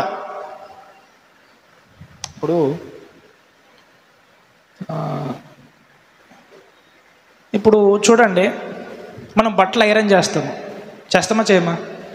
అట్లాగే చూడండి, ఏదైనా ఒక అప్పం లాంటి చేసి దాన్ని ఇట్లా మడత పెట్టి దాని మీద కొద్దిసేపు హీట్ పెట్టండి. ఏమైపోతుంది? కాసేపటి తర్వాత అది ఏమైపోతుంది అంటే మళ్ళీ ఇలా తిప్పడానికి రాదు, ఇరిగిపోతుంది కొద్దిగా. అవుతుందా అవదా? అలాగా ఇప్పుడు మీరు సపోజ్ దోశ ఇలా కాలుస్తారు, చుట్టూ ఇట్లా గుండ్రంగా కాలుస్తారు. మీరు దాన్ని ఏం చేశారంటే మధ్యలోకి ఇట్లా మడతేయండి, కాసేపు అట్లా కాల్చండి. ఏమైపోతుంది? మళ్ళీ ఇట్లా వస్తుందా? రాదు. కాసేపు అట్లాగే కాలిస్తే ఇరిగిపోతూ ఉంటుంది, ఇంకా టక్క ఇరిగిపోతూ ఉంటుంది. వీళ్ళు ఏమైపోతారంటే హృదయం ఏం సిగ్నల్స్ ఇవ్వదంట. అట్లా చాలామంది పాపము చేసి వాళ్ళ హృదయము, వాళ్ళ మనస్సాక్షి వాత వేయబడిన మనస్సాక్షి వల్ల అయిపోతుందంట. ఇంకా దాని నుంచి సిగ్నల్స్ ఏమీ రావు. పాపం చేసిన సిగ్నల్ రాదు, మంచి పని చేసిన సిగ్నల్ రాదు. వాడిపై మర్డర్ చేసినా కూడా వాడు హృదయం తప్పు అని చెప్పదు. కానీ ఎవరైతే చిన్నపిల్లలు ఇంకా దేవునిలోనే ఉండి వారి జీవితాన్ని దేవుళ్ళు కట్టుకుంటారో వాళ్ళకి సిగ్నల్స్ వస్తాయంట. హృదయం సిగ్నల్స్ పంపిస్తూ ఉంటుందంట. వెంటనే ఆ వ్యక్తిని దూషించావు, నువ్వు ఆ వ్యక్తి ఏ పాపం చేయకుండా నీకు ఎందుకు తెలియకముందు నువ్వు ఎందుకు మాట్లాడావు? పశ్చాత్తాపడు, తప్పు కదా. ఒకవేళ ఆ వ్యక్తి అన్నాడు అనలేదు, అనకముందు నువ్వు ఎందుకు అంటున్నావు? ఆ వ్యక్తి మీద ఎందుకు కోపం పెట్టుకున్నావు? ఆ వ్యక్తి మీద ఎందుకు ద్వేషం పెట్టుకున్నావు? ఆ వ్యక్తికి ఎందుకు కీడు చేయాలని తలుస్తున్నావు? నువ్వు చేయాలనుకున్న కీడు నుంచి ఈరోజే పశ్చాత్తాపడు, అది దేవునికి సరైనది కాదు అని చెప్పేసి నీ హృదయం నీకు సిగ్నల్స్ పంపించింది అనుకో, అది సరైనటువంటి హృదయము, అది దేవుని తెలుసుకున్న హృదయము, అది సరిదిద్దుకునే హృదయము. ఆ హృదయం దేవుడు మీ అందరికీ దయచేయనుగాక. చూడండి, గనుక మన హృదయంలో ఏ విషయంలో మన యందు దోషారోపణ చేయనో ఆ విషయంలో ఆయన ఎదుట మనము హృదయములను సమ్మతిపరుచుకున్నదుము. చదవండి, మన హృదయాన్ని ఏం చేసుకోవాలంట? సమ్మతిపరచుకోవాలి. మీరు కూడా అనేక విషయాలు దేవునితో పాటు కలిసి ఆయన బయలుపరచుండగా సమ్మతిపరచుకుందరుగాక. చదవండి. ప్రియులారా, మన హృదయము మన యందు దోషారోపణ చేయని ఎడల, ప్రియులారా, మన హృదయము మన యందు దోషారోపణ చేయని ఎడల దేవుని ఎదుట ధైర్యం గలవారమగుదుము. ఎంతమంది ధైర్యం గలవారు అవ్వాలనుకుంటున్నారు? అయితే మన హృదయం మన మీద ఏం చెప్పొద్దంట? దోషారోపణ అంటే నువ్వు చేస్తున్న తప్పులు చెప్పొద్దంట. ఇప్పుడు ఇట్లా చెప్తే మళ్ళీ ఇట్లా కూడా ఉన్నారు, బ్రదర్ నాకేం చెప్తలేదని చెప్పేసి అంటారు. మళ్ళీ నీకు తెలుసు, నీ మనస్సాక్షికి తెలుసు. ఒక్కని హృదయంలో ఉన్న సంగతులు వాడికి తెలుస్తాయి, ఇంకెవరికి తెలుస్తాయి? దేవుడికి తెలుస్తాయి. ఎందుకు అంటే వాడు హృదయంలో ఎవరి ఆత్మ ఉంది? దేవుని ఆత్మ ఉంది. ఒక మనుష్యుని యొక్క సంగతులు ఆ మనిషిలో ఉన్నటువంటి మనిషి ఆత్మకే తప్ప మరి ఎవరికి తెలియవు. నీ విషయంలో అంటే లేదా నీ జీవితంలో నువ్వు చేసేటువంటి క్రియలు, నువ్వు చేస్తున్నటువంటి ఆ అబద్ధపు మాటలు, పలుకుతున్న అబద్ధపు మాటలు, అవన్నీ ఎవరికి తెలుసు? నీకు తెలుసు. అయితే నీ యొక్క హృదయాన్ని దేవునితో సమ్మతిపరచుకోవాలా. ప్రియులారా, మన హృదయము మన యందు దోషారోపణ చేయని ఎడల దేవుని ఎదుట ఎలాగవుతామంట? ధైర్యం గలవారం అవుదాము. అంటే నీ హృదయము నీ మీద దోషారోపణ చేయనంత స్థితికి నువ్వు ఎదగాల. ఆత్మలో అంత ఎదగాలి. నువ్వు ఎప్పుడు ఎదుగుతావు అంటే శరీరం అందు విత్తినవాడు ఎదుగుతాడా? ఆత్మ ఎందు విత్తినవాడు ఎదుగుతాడా? ఆత్మ ఎందు కొద్దిగా విత్తినవాడు ఎదుగుతాడు. ఆత్మ ఎందు విత్తుట అంటే ఏంటంటే తెలుసా? చూడండి, మనం ఈరోజు లోకంలో మన శరీర సంబంధమైనటువంటి పనుల కోసము మనకి ఇచ్చినటువంటి 24 గంటల్లో తినడం కావచ్చు, పనికి వెళ్ళడం కావచ్చు, ఉద్యోగం చేయడం కావచ్చు, లేదా ఇతరులతో సంభాషించడం కావచ్చు, ఆ వంట పని చేసుకోవడం కావచ్చు. ఈ శరీర విషయంలో నువ్వు ఎంత సమయం వృధా చేస్తున్నావో ఆత్మ విషయంలో ఎంత సమయం కేటాయిస్తున్నావు? నేను అడిగిన ప్రశ్న అర్థమైందా, అర్థం కాలేదా? నువ్వు శరీరం కోసం ఎంత కష్టపడుతున్నావు, లేదా నీకు ఆత్మ సంబంధమైనటువంటి ఈ ఆహారం కోసం ఎంత కష్టపడుతున్నావు? నువ్వు కనీసం ఒక రోజులో 1 గంట దేవునికి సమయం వెచ్చించకపోతే ఈ రోజుల్లో వస్తున్న యవనస్తులకు కానీ లేకపోతే లేదా దేవుని బిడ్డలకి ఏం చెప్పాల్సి వస్తుంది తెలుసా? అమ్మ 10 నిమిషాలు వాక్యం చదవమ్మా అని చెప్పాల్సి వస్తుంది. 10 నిమిషాలు. కానీ శరీరంలో ఎంత విత్తుతున్నారు వాళ్ళు? 24 గంటలు విత్తుతున్నారు, 23 గంటలు విత్తుతున్నారు. 10 నిమిషాలు దేవుని యొక్క సమయం నీకు దొరకకపోతే వాట్ ఈస్ ద మ్యాటర్? నీకు రోగం వచ్చిందా శరీరంలో? ఎంతమంది హాస్పిటల్కి వెళ్ళకుండా నయమైంది? చాలామందిలో పెద్ద పెద్ద రోగాలు హాస్పిటల్కి వెళ్తేనే కానీ నయం అవుతాయి. నేను హాస్పిటల్కి వెళ్ళొద్దు అని చెప్తలేదు. మరి అట్లాంటిది నీ శరీరం ఇది నశించిపోయేటువంటి క్షయమైనటువంటి శరీరం ఒక్క పాటుగా యేసుక్రీస్తు కనపడ్డప్పుడు రూపాంతరత ఎలా పొందుతుంది? అంటే ఈ శరీరం అంతా మార్చేటి లేదా ఈ శరీరం అంతా మారిపోయేంత విశ్వాసం నీకు వచ్చిందా? ఒకవేళ రాకపోతే నీ క్రియల ద్వారా నువ్వు సిద్ధపాటు కలిగి ఈ రోజు నుంచి తెచ్చుకుందువు కాక. 20వ వచనం చదవండి. ప్రియులారా, మన హృదయము మన యందు దోషారోపణ చేయని ఎడల దేవుని ఎదుట ధైర్యం గలవారమగుదు. ఎవరి ఎదుట ధైర్యం గలవారమవుతామంట? దేవుని ఎదుట. హెబ్రీయులకు రాసిన పత్రిక 4వ అధ్యాయము 16వ వచనం చదవండి. గనుక మనము కనికరింపబడి సమయోచితమైన సహాయము కొరకు కృప పొందినట్లు చదవండి. 15 నుంచి చదవండి. మన ప్రధాన యాజకుడు మన బలహీనతల యందు మనతో సహానుభావము లేనివాడు కాడు గాని సమస్త విషయములలోనూ మన వలనే శోధింపబడినను ఆయన పాపము లేనివాడుగా. సమస్త విషయంలో మన వలే శోధింపబడినను అంటే యేసుక్రీస్తు కూడా నువ్వు ఎదుర్కొన్న శోధనలు ఎదుర్కొన్నాడా లేదా? ఎదుర్కొన్నాడు. అయినను శోధింపబడినను ఆయన పాపం లేనివాడిగా ఉండేను. మరి నీకు ఎన్నిసార్లు శోధనలు వచ్చినప్పుడు నువ్వు పాపం లేనివాడిగా ఉన్నావు? ఆ శోధన వచ్చినప్పుడు, ఆ మనుషుల ద్వారా శోధన వచ్చినప్పుడు నువ్వు అనుకున్న మాటలనేస్తున్నావేమో. ఆ మోహపు చూపుతోటి లేదా ఆ యొక్క మోహపు చూపుతోటి నువ్వు ఆ స్త్రీని నీ హృదయంలోనే వ్యభిచరిస్తున్నావేమో. పిచ్చి పిచ్చి ప్రోగ్రామ్స్ చూస్తూ లేదా సెల్ ఫోన్లో పాపం చేస్తున్నావేమో శోధింపబడ్డప్పుడు. ఎన్ని శ్రమలు వచ్చినా, ఎన్ని శోధనలు వచ్చినా యేసుక్రీస్తు పాపం చేశాడా? అయితే ఈ రోజు నుంచి యేసుక్రీస్తు యొక్క మాదిరి మీ జీవితంలో కూడా కనపడును గాక. మీరు ఒకటే తీసుకుంటారు, దేవుడు క్షమిస్తాడులే, దేవుడు ప్రేమించేవాడు కాబట్టి. అది చూడండి, క్షమించబడ్డం అనేది గురి కాదు. ఆయన సమస్త విషయంలో మన వలె శోధింపబడినను పాపము లేనివాడుగా ఉన్నాడు. అది మన గురి. అంటే నువ్వు శోధింపబడ్డా నీ దగ్గర నుంచి ఏం రావద్దు? పాపం రావద్దు. ఈ రోజు నుంచి పాపము లేకుండా ఎన్ని శోధనలు ఎదురైనా కూడా యేసుక్రీస్తు వలె నువ్వు శోధనను ఎదుర్కొని పాపము లేనివాడుగా జీవించుదువుగాక. 16వ వచనం. గనుక మనము కనికరింపబడి సమయోచితమైన సహాయం కొరకు కృప పొందినట్లు, సమయోచితమైన సహాయం కొరకు కృప పొందినట్లు ధైర్యముతో కృపాసనమునొద్దకు చేరుదాం. ఎక్కడికి చేరాలంట? కృపాసనం అంటే సింహాసనం యొద్దకు మనం ఎలా రావాలి? ధైర్యంగా. ఇప్పుడు చెప్పండి, పాపం ఉన్నవాడు వస్తాడా ధైర్యంగా, లేక పాపం లేనివాడు వస్తాడా ధైర్యంగా? చూడండి, పాపం లేనివాడు ధైర్యంగా వస్తాడు, పాపం ఉన్నవాడు ఎలా వస్తాడు? భయంతో వస్తాడు. అయితే దేవుడు కూడా చెప్తున్నాడు ఏంటి అని చెప్పేసి అంటే, ఇప్పుడు ఒకవేళ నువ్వు పాపంలో జీవిస్తున్నావు, ఇంకా బలహీనతలో జీవిస్తున్నావు, అయినా కూడా ఇప్పుడు దేవుని యొక్క సింహాసనం వద్దకు ఎలా రమ్మంటున్నాడు? ధైర్యంగా వచ్చేసే ప్రస్తుతానికైతే. కానీ రాకడలో మాత్రం అలా రామాకు అంటున్నాడు దేవుడు. ఈ వాక్యం ఇప్పటికే రాకడలోకే? ఇప్పుడు ఈ వాక్యం ఇప్పటి గురించా లేకపోతే రాకడ గురించా? ఇప్పటి గురించి. ఇప్పుడు ధైర్యంగా కృపాసనం వద్దకు రా. నువ్వు సమయోచితమైన కృప పొందుకొని నీ పాపం విడిచిపెట్టినట్లు నా దగ్గర నుంచి నీ కృప దొరుకుతుంది కాబట్టి ఆ పాపం విడిచిపెట్టచ్చు. ఇప్పుడు ధైర్యంగా రా. కానీ రాకల్లో నువ్వు ఇంకా పాపం విడిచిపెట్టకపోతే ఆ ధైర్యం ఉంటుందా నీకు? ఉండదు. ఎంతమందికి అర్థమైంది చెప్పింది? ఈ వాక్యం ఇప్పటిదా రాకడదా? ఇప్పటిది. ఇప్పుడు ఈ వాక్యం తీసుకుని ఆ రోజు కూడా నేను ధైర్యంగా వెళ్ళిపోతా అంటే ఏమంటాడు దేవుడు? దా కుమారుడు దా, నా దగ్గరికి మంచిగా పాపం చేస్తూ బలహీనతలన్నీ కలిగి మంచిగా వస్తున్నా దా, ఇప్పుడు నేను పరిశుద్ధపరుస్తా అంటాడా?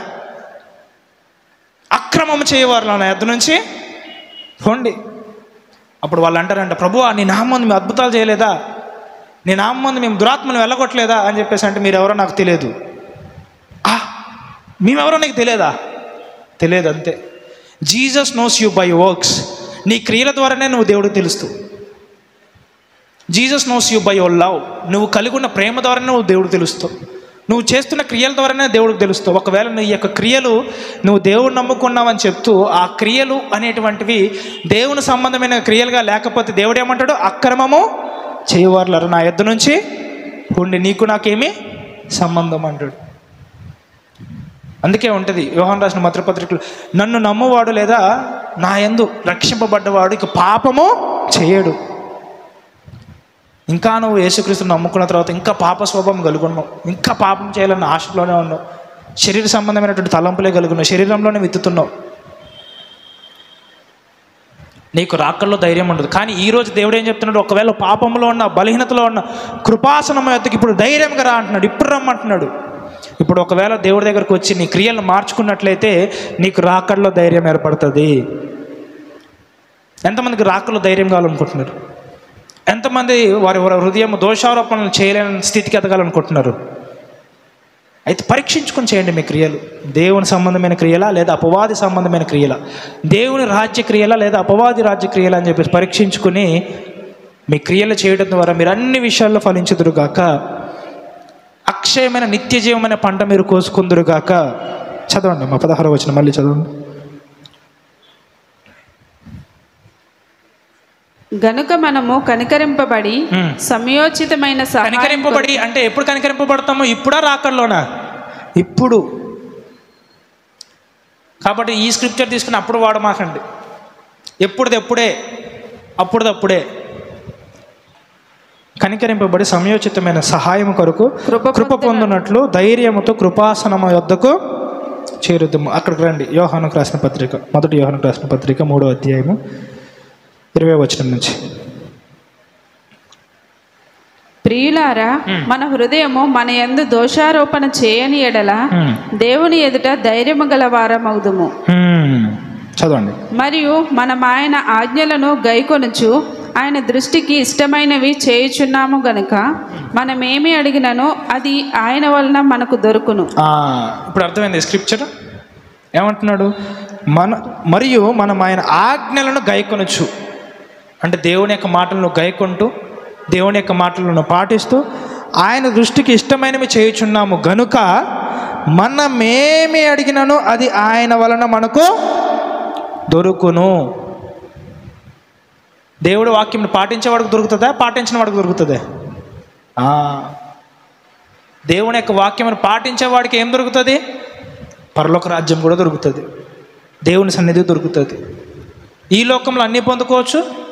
అదేవిధంగా నువ్వు ఎలాగ సిద్ధపడి నీతిని విత్తావు కాబట్టి ఏ పంట కోసుకుంటావు అంటే అక్షయమైన నిత్య జీవమైన పంట కోసుకుంటావు. చదవండి హోషేయ గ్రంథము 10వ అధ్యాయము 12వ వచనం నుంచి. నీతి ఫలించినట్లు మీరు విత్తనము వేయుడి. నీతి ఫలించినట్లు మీరు విత్తనము వేయుడి. ప్రేమయను కోత మీరు కోయుడి. ఏ కోత కోయాలంటే మనము ప్రేమలో మనం ఏమవ్వాలని ఉంది? ఇందాక మొదటి యోహాను పత్రికలో పరిపూర్ణం అవ్వాలి. ఎవరి ప్రేమలో? దేవుని ప్రేమలో. ప్రేమ అనే పంట కోయుడి. చదవండి. యెహోవాను వెదుకుటకు ఇదే సమయం కనుక. ఇప్పుడు చెప్పేది ఇదే. నీకు యెహోవాను వెదుకుటకు సమయం ఎప్పుడంట? ఇది ఇప్పుడే. ఈ సమయంలోనే మనం ఏం చేయాలి? సిద్ధపాటు అనండి. సిద్ధపాటు. నీకు భూమి మీద ఇచ్చినటువంటి జీవితంలో నువ్వు ఎంత సమయం దేవుడి కోసం తీస్తున్నావు? ఎంత కష్టపడుతున్నావు ఆయన వాక్యం చదవడం కోసం? ఆయన యొక్క మందిరానికి వెళ్ళడానికి నీకు వస్తున్నటువంటి ఆటంకంలో నువ్వు ఎన్ని జయించి వస్తున్నావు? ఇప్పుడు నువ్వు ఇక్కడ ఎందుకున్నావో తెలుసా? నీకు బయట ఈరోజు ఏ పని లేదు, హాలిడే కాబట్టి ఇక్కడ ఉన్నావు. నీకేమైనా బయట పని ఉంటే యు ఆర్ నాట్ హియర్, నువ్వు ఇక్కడ ఉండవు ఈరోజు. చూడండి, ఈరోజు నీకు పని దొరికింది, ఏంటా పని అని చెప్పేసి అంటే చర్చికి వస్తే వాక్యం వినాలా, బయటికి వెళ్తే ఈరోజు 3,000 రూపాయల పని. మనకు అంత కెపాసిటీ కూడా లేదు, 3,000కి 1,000 రూపాయలు చాలు. మరి రామ్మ ఈరోజు నీకు ప్రతిరోజు ఇచ్చి 500 కంటే 2 ఇస్తాను, 1,000 రూపాయలు వస్తే ఈరోజు చేస్తా అని చెప్పేసి అంటే పనికి పోతావా, దేవుడి మందిరానికి వస్తావా? నువ్వే పరీక్షించుకోవాలా. ఒకవేళ నీ యొక్క హృదయం నీ మీద దోషారోపణ చేస్తే దాన్ని ఒప్పుకొని వాడిని విడిచిపెడితే దేవుని ఎదుట ఎలా అవుతావంట, నువ్వు ధైర్యం గలవాడు అవుతావు. యెహోవాను వెతుకుటకు ఇదే సమయం గనుక ఆయన ప్రత్యక్షమై మీ మీద నీతి వర్షం కురిపించినట్లు ఇది వరకెన్నడను దున్నని బీడు భూమి దున్నడి. ఆయన ప్రత్యక్షమై నీ మీద నీతి వర్షము కురిపించినట్లు. ఎంతమంది అయితే వారి క్రియలను ఈ వాక్యం ద్వారా సిద్ధపరచుకుంటున్నారో వారి మీద నీతి వర్షం కురియబోతుంది. If you cannot change your works, నీ క్రియలను మార్చుకోలే, నీ సిద్ధపాటు యొక్క సమయాన్ని మార్చుకోలే, నీ సిద్ధపాటు యొక్క క్రియలను మార్చుకోలే, నువ్వు అలాగే వెళ్తున్నావు, అలాగే స్కూల్కి వెళ్తున్నావు, అలాగే వస్తున్నావు, అలాగే ఉద్యోగానికి వెళ్తున్నావు, అలాగే వస్తున్నావు, అలాగే ఆదివారం మందిరానికి వెళ్తున్నావు, ఇంక ఇంట్లో ఏమీ పాటించట్లే, దేవుని యొక్క వాక్యం తీసి ఏం చదవట్లే, ప్రార్థించట్లే, ఉపవాసం ఉండట్లే, నీ మీద నీతి వర్షము కురియదు. ఎవరైతే ఈ వాక్యం విని ఆ వాక్యంకి అనుగుణంగా లేదు మా క్రియలు మార్చుకుంటాం, మేము రాకుల్లో సిద్ధపడతాం, అమ్మో మేము ఎత్తబడాలా, అమ్మో ఈ లోక సంబంధమైనటువంటి జీవితం నాకు వద్దు, దేవుని సంబంధమైన భక్తి జీవితమే నాకు కావాలని ఎంతమంది అయితే కోరుకుంటున్నారు, వారి మీద నీతి వర్షం కురియునుగాక. చదవండి. నీ ప్రవర్తన ఆధారం చేసుకొని నీ బలాఢ్యులను నమ్ముకొని నీవు చెడుతనం. ఇక్కడ ఇశ్రాయేలు ప్రజలు దేవుడు చెప్పాడు, ఏం చెప్పాడంటే నీ యొక్క సిద్ధపాట కలిగి నీతి ఫలించినట్టు నీ విత్తనాలు వేస్తే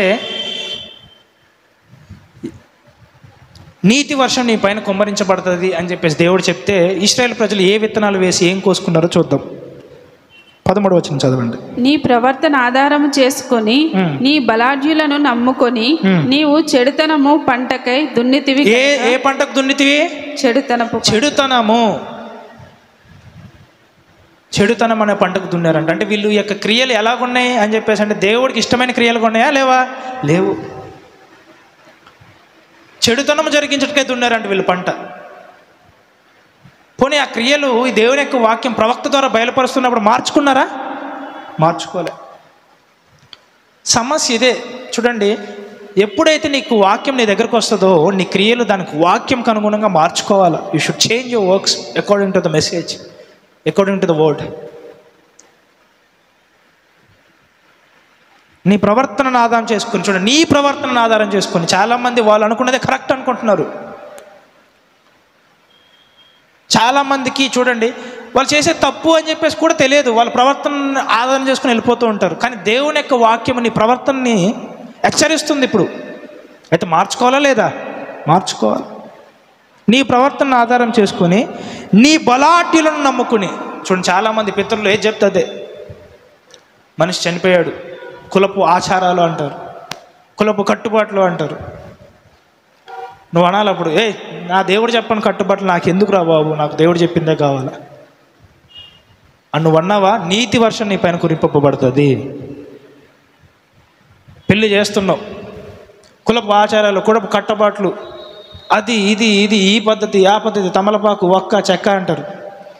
అంటే అయ్యో బాబు దేవుడు నాకు చెప్పలేరా బాబు ఇవన్నీ. దేవుడు ఏం చెప్పాడు? దైవజనుల ద్వారా ఒకవేళ వివాహం చేసుకుంటే అది పరిశుద్ధమైన వివాహంగా పిలువబడుతుంది. వివాహం నిబంధన ద్వారా చేయబడుతుంది తప్ప ఒక్క చెక్క ఆకు వల్ల కాదు. ఇవన్నీ ఎందుకురా నాయన అని చెప్పేసి ఇల్లు కడుతున్నావు, కింద ధాన్యము, పునాదుల్లో ధాన్యం పోతే నీ ఇంట్లో సిరిధాన్యాలు ఏమి ఉండవు, నీ ఇల్లు ఐశ్వర్యంతో ఏం నిండదు. మరి ఎలా అని చెప్పేసి అంటే యెహోవా ఆశీర్వాదం ఐశ్వర్యం ఇచ్చును. అంటే ఒకవేళ దేవుడు ఆశీర్వాదం కలగజేయకపోతే నీకు యాడ్ నుంచి వస్తుంది? నువ్వు అనొచ్చు నాకు ఇదంతా దేవుడు కలగజేసిందేనా అని చెప్పేసి. నీకు కష్టపడే సామర్థ్యం ఇచ్చింది ఎవడు? మరి ఎంతోమంది ఉద్యోగం లేక ఎంతోమంది ఆ చాకిరి పని చేసుకుంటూ తినక బ్రతుకుతూ ఉంటే మరి నాకు ఆ ఉద్యోగం ఇచ్చింది ఎవరు నీకు? దేవుడు. ఆయన కృతజ్ఞత కలిగి ఉండాలి. ఆయన ఇచ్చినటువంటి సామర్థ్యంతో ఆయన ఇచ్చినటువంటి ఇల్లు కట్టుకుంటూ మళ్ళీ ఆయనకు నచ్చిన రీతిలో కాకుండా నీకు నచ్చిన రీతిలో చేసి దేవుడు నిన్ను ఆశీర్వదించాలని కోరుతుంది. మంచిదా? ఈరోజు మీ పితరుల దగ్గర నుంచి పారంపర్యాచర్యంగా వచ్చినటువంటి క్రియలను కొన్నిటిని మీరు విసర్జించుదురుగాక. తెలుసుకుని చేయండి అంటే అని చెప్పేసి పితరుల దగ్గర నుంచి వచ్చిన అన్ని చెడ్డవే. ఇప్పుడు మన పితరులు మనకు మంచిగా బట్టలు కట్టుకోవడం నేర్పించారా? నేర్పించలేదా? చీర కట్టుకోవడం నేర్పించారు. మంచిగా అది ఒళ్ళంతా కప్పుతుంది, అది మంచి క్రియ. ఓకే, మనం మంచిగా జీవించడానికి మన పితరులు ఈ యొక్క వస్త్రాలను పెట్టారు కాబట్టి ఇప్పటికి మనం అదే పాటిస్తున్నాం. పాటించట్లేదా? పాటిస్తున్నాం.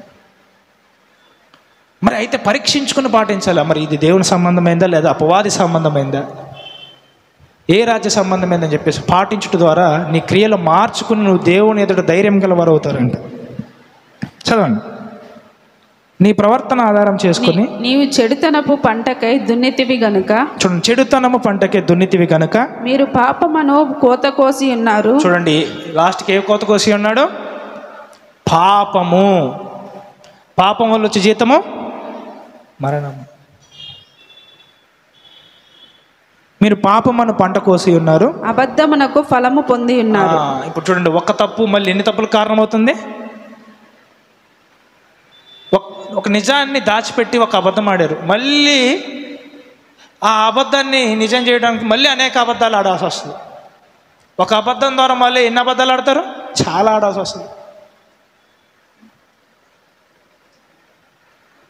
ఇదంతా ఎక్కడి నుంచి వచ్చింది? సిద్ధపాటు లేని పంట. ఇదంతా సిద్ధపాటు లేని పంట. ఇశ్రాయేల్ ప్రజలకు అదే చెప్తున్నాడు అన్నమాట. వాళ్ళు సిద్ధపాటు లేకుండా చెడుతనమును పాపమును కోసుకుని ఉన్నారు. మీరు అలా చేయొద్దు అంటున్నాడు దేవుడు.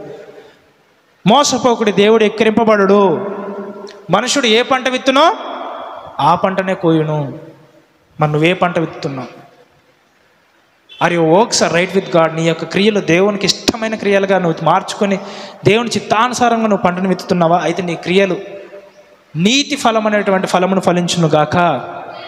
నీతి వర్షము దేవుడి వల్ల నీ మీద కురియును గాక.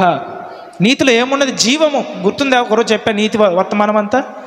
నీతి ఏం చేస్తుంది అంటే హెచ్చిస్తుంది మన కొమ్ముని. మన సహోదరులందరికంటే ఏం చేస్తుంది? అధికంగా చేస్తుంది. నీతి ఏం కలగజేస్తుంది? నిత్య జీవం కలగజేస్తుంది. నీతి ఏం కలగజేస్తుంది? ఆయన రాజ్యం, ఆయన నీతిని మీరు మొదట వెతికితే అవన్నీ మీకు అనుగ్రహింపబడతాయి అంటాడు దేవుడు. అంటే నీతి మనకేం కలగజేస్తుంది? ప్రాస్పరిటీ, వర్ధిల్లత, ఐశ్వర్యం కలగజేస్తుంది. ఈ పంట దేవుడు మీ పైన వర్షింపజేయాలనుకుంటున్నాడు. కానీ మీరే పంటకు వస్తున్నారు? మరణం అనే పంటకు వస్తున్నారు, పాపం అనే పంటకు వస్తున్నారు.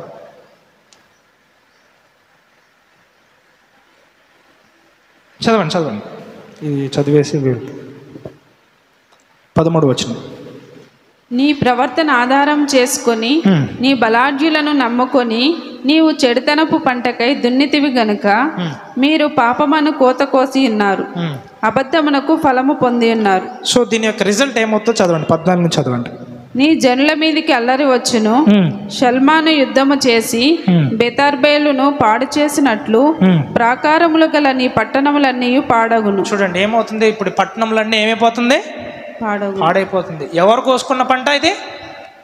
ఇశ్రాయేల్ ప్రజలు. ఇది పంటగా వచ్చింది వాళ్ళకి. మరి ఇది ఎవరు విత్తినటువంటి పంట? వారు విత్తుకున్న పంటే. వాడు చెడుతడను విత్తుకున్నారంట. ఇప్పుడు దానివల్ల వచ్చేటువంటి ఫలితం ఇలా ఉంది వాళ్ళకి.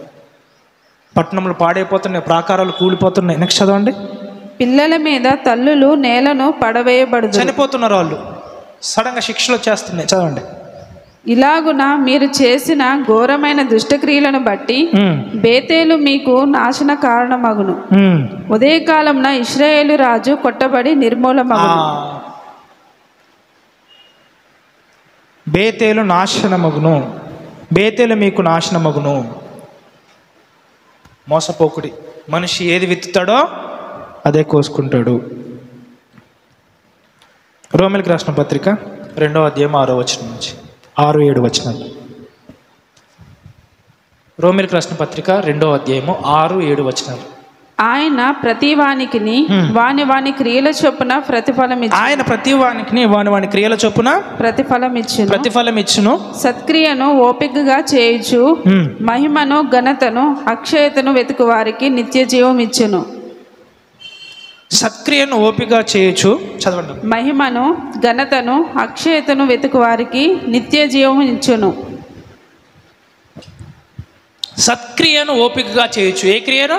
సత్క్రియ. మీరు ఇప్పుడు సత్క్రియలు ఎలా చేయాలా? ఓపిక అనండి. ఓపిక. చూడండి, చాలామంది కుటుంబంలో నేను చాలాసార్లు చూశాను, పురుషుడు దేవుడిని నమ్ముకుని ఉంటే స్త్రీ దేవుడిని నమ్ముకుని ఉండదు, లేదా తల్లిదండ్రులు దేవుడిని నమ్ముకుని ఉంటేనేమో పిల్లలు దేవుడిని నమ్ముకుని ఉండరు, లేదా తల్లిదండ్రులు దేవుడిని విడిచిపెట్టి ఉంటే పిల్లలు దేవుడిని నమ్ముకుని ఉంటారు. అలా కొంతమంది కుటుంబాలు చూశాను నేను. చూడండి, అంతెందుకు మొన్న ఒక దైవజనుడు ఉన్నాడు అనమాట. ఆ దైవజనుడు ఫస్ట్ దేవుని తెలుసుకుని, యేసుక్రీస్తుని తెలుసుకొని, యేసుక్రీస్తు నందు ఎదిగి ఆయన వాక్యం బోధించు ఆయన రాజ్యంను వెతికాడు. కానీ వాళ్ళ తల్లిదండ్రులు తెలుసుకున్నారు, దేవుడిని ఇంకా తెలుసుకోలే. అయితే కాలక్రమేణా ఆయనకున్నటువంటి సత్క్రియలను అలాగే కొనసాగించడం వల్ల తనతో పాటు తన కుటుంబం కూడా రక్షింపబడ్డది. ఎందుకు? సత్క్రియను ఎలా చేశాడు ఆయన? ఓపిక అనండి. అంటే నీ సత్క్రియకి ఏం కలపాలి? ఓపిక. చాలామందికి సత్క్రియలు ఉంటాయిలే కానీ ఓపికతో చేయరు. కొద్దిగా ఓపిక కలపరు. ఓపిక కలపకపోతే ఏమైపోతుందో తెలుసా? కొన్ని రోజుల తర్వాత నువ్వు బోర్ అయిపోయి ఏం చేయట్లేదు దేవుడు అని చెప్పేసి వాళ్ళ గురించి ప్రార్థించడం మానేస్తావు, నువ్వు వాళ్ళ గురించి విజ్ఞాపన చేయడం మానేస్తావు. అప్పుడు ఏమైపోతావు? వాళ్ళు అంతకంతకు చీకట్లో వెళ్ళిపోయి వాళ్ళ జీవితాలు నాశనం అయిపోతాయి. మా ఇంటి దగ్గర ఒక వ్యక్తి ఉన్నాడు అనమాట, ఒక సహోదరుడు. వాళ్ళంతా దేవుడు నమ్ముకున్నా కూడా వాళ్ళ ఇంటి మీదకి ఏమొచ్చిందంటే దురాత్మ శక్తులకి అటాక్ వచ్చింది. అయితే ఎప్పుడైతే ఈ బిడ్డ చర్చికి వెళ్ళి దేవుని యొక్క వాక్యాలు వింటూ ప్రార్థిస్తున్నాడో అప్పుడు కుటుంబం కొద్దిగా పర్వాలేదు, బాగానే ఉంది. కానీ ఎప్పుడైతే ఆ సత్క్రియను ఓపికతో చేయక మధ్యలో ఈయన కూడా పడిపోయాడో ఆ కుటుంబం అంతా ఏం అటాక్ అయిపోయింది? దురాత్మలు అటాక్ అయిపోయి ఇప్పుడు ఒకరికి అంటుకున్న రోగం అదే రోగం ఇద్దరికి వచ్చేసింది ఇప్పుడు మళ్ళీ. ఎందుకు? సత్క్రియలు ఎలా చేయక? ఓపికతో చేయక. దేవుడు ఏమంటున్నాడంటే ఒకవేళ నువ్వు సత్క్రియ చేస్తున్నట్లయితే దాన్ని ఓపికతోటి చేయమంటున్నాడు. ఈ రోజు నుంచి మీ క్రియల్ని మీరు ఓపికతో కొనసాగించుదురుగాక. ఓపికతో చేయాలా, ఓర్పు, కొంతకాలం సహించాలా. చదవండి. అయితే భేదములు పుట్టించి సత్యమునకు లోబడక దుర్నీతికి లోబడి వారి మీదికి దేవుని ఉగ్రతయు రౌద్రమును వచ్చును. చూడండి, 7వ వచనం మళ్ళీ చదవండి. సత్క్రియను ఓపికగా చేయొచ్చు మహిమను ఘనతను అక్షయతను వెతుకు వారికి నిత్య జీవం. పైనేమో నిత్య జీవం వస్తుంది, కింద ఏమొస్తుంది? ఉగ్రతయు రౌద్రము వచ్చును. అదేమో సత్క్రియలు ఓపికతో చేయడానికేమో నిత్య జీవము ఘనత అక్షయత వస్తే ఈ కింద ఏంటంట? అయితే భేదములు పుట్టించి సత్యమునకు లోబడక దుర్నీతికి లోబడి వారి మీదకి, దుర్నీతికి లోబడి వారి మీదకి, నీతికి కాకుండా దుర్నీతి విషయంలో విత్తువానికి దేవుని ఉగ్రతయు రౌద్రమును వచ్చును. అయితే దేవుని యొక్క సత్క్రియలు మీరు పాటించడం ద్వారా మీకు నిత్య జీవము కలుగునుగాక. ఈ స్క్రిప్చర్స్ అన్ని రాసుకోండి, మీరు ఇంటికి వెళ్ళిన తర్వాత చదువుకోండి. ఇవన్నీ ఇప్పుడు ఎక్స్ప్లెయిన్ చేయడం కుదరదు. కీర్తనలు 126:5, కీర్తనల గ్రంథము 126:5-6 వచనాలు. ప్రసంగి గ్రంథము 11వ అధ్యాయము 6వ వచనం చదువుకోండి. ప్రసంగి గ్రంథము 11వ అధ్యాయము 6వ వచనం రాసుకుంటున్నారా? I you writing? కీర్తనలు 126:5-6 వచనాలు, ప్రసంగి గ్రంథము 11వ అధ్యాయము 6వ వచనము. ఇంకా 3 స్క్రిప్చర్స్ ఉన్నాయి, నేను చెప్తాను. యోహాను సువార్త 6వ అధ్యాయం 27వ వచనం చదవండి. యోహాను సువార్త 6వ అధ్యాయం 27వ వచనం. ఫాస్ట్గా, చాలా టైం అయిపోయింది. క్షయమైన ఆహారము కొరకు కష్టపడకుడి గాని నిత్య జీవం కలగజేయు అక్షయమైన ఆహారం కొరకే కష్టపడు. క్షయమైన ఆహారం కొరకు కష్టపడకుడు కానీ నిత్య జీవము కలగజేయు. ఏం కలగజేయు? నిత్య జీవం. అంటే నువ్వు ఏ క్రియ చేసినా, ఏ కష్టపడ్డా కూడా నీ గురి ఏమై ఉండాలంట? అక్షయమైనటువంటి ఆహారము సంపాదించుకున్నట్టుకు, లేదా నిత్య జీవము సంపాదించుకున్నట్టుకు దేవుని వంటి క్రియలు, లేదా దేవుని సంబంధమైనటువంటి క్రియలు నీ గురి అయి ఉండునుగాక. చూడండి, క్షయమైన ఆహారం కొరకు కష్టపడకుడు కానీ నిత్య జీవమును కలగజేయు అక్షయమైన ఆహారం కొరకు మాత్రమే కష్టపడుడి. చూడండి, మీరు దేనికోసం కష్టపడాలో కూడా దేవుడు చెప్తున్నాడు. ఈ స్వయాన యేసుక్రీస్తు మాటలేవి. మరి చాలామంది దేనికోసం కష్టపడుతున్నారు? మొదటి దానికోసమా, రెండో దానికోసమా? మొదటి దానికోసం. ఈ రోజు నుంచి మొదటిది కాకుండా మీ కష్టం రెండోది అవును గాక. చదవండి. మనుష్య కుమారుడు దానిని మీకు ఇచ్చును, ఇందుకై తండ్రి అయిన దేవుడు ఆయనకు ముద్ర వేసి ఉన్నాడని చెప్పాను. చాలు. లూకా సువార్త 18వ అధ్యాయము 28వ వచనం నుంచి, 18వ అధ్యాయము 28వ వచనం నుంచి.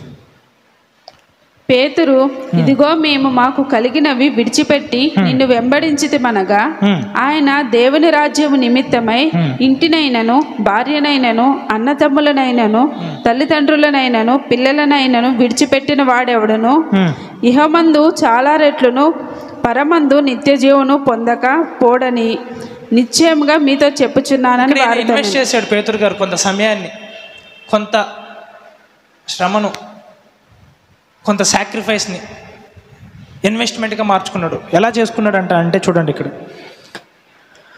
మాకు కలిగినవి విడిచిపెట్టి, అంటే దేవుని వెంబడించడానికి పేతురు గారు ఏం చేశారు? కొంత విడిచిపెట్టాడు. తెలుసు కదా, యేసుక్రీస్తు పేతుని పిలిచినప్పుడు ఆ పడవలని, ఆ బోట్లను, ఆ వలని అక్కడ విడిచిపెట్టి వచ్చేస్తాడా? విడిచిపెట్టడా? నేను ఇంటికాడ సర్దుకుని వస్తాలే అన్నాడా? మళ్ళీ వాళ్ళు మళ్ళీ కొట్టుకెళ్ళిపోతాయి, ఈ బోట్ కొట్టుకెళ్ళిపోద్ది, నేను ఇంటికి వెళ్ళి మళ్ళీ అన్నీ మంచిగా సర్దుకొని మళ్ళీ ఎవడొకడు లేపుకెళ్ళిపోతాడు కాబట్టి అన్నీ జాగ్రత్త చేసుకుని వస్తానడా?